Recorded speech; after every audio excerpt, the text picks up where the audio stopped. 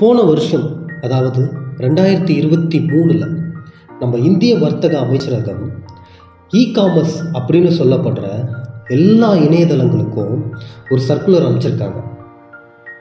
அது என்னன்னு நம்ம யாருக்காவது தெரியுமா?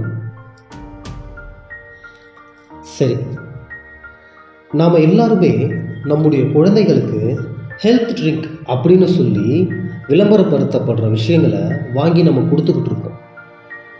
உண்மையிலே அது ஹெல்த் ட்ரிங்க் தானே?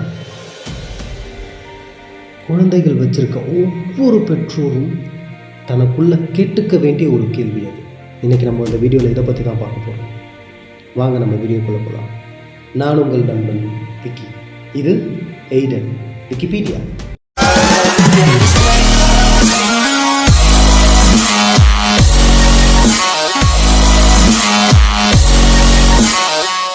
மிக்ஸ் அப்படின்னு சொல்லிட்டு விளம்பரத்தில் காட்டுற எல்லாத்தையுமே நம்ம வாங்கி பாலில் கலக்கி குழந்தைங்களுக்கு கொடுத்துட்ருக்கோம்.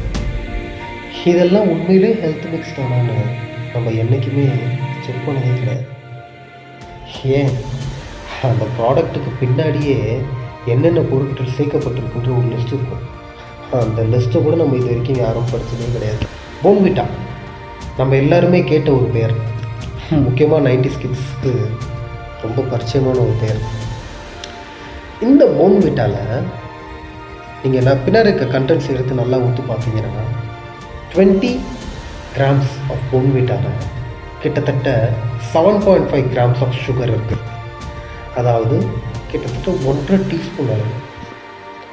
ஒரு குழந்தை ஒரு நாள் முழுக்க எடுத்துக்க வேண்டிய சுகர் கண்டென்ட்டு 1.5 டீஸ்பூன் தான்.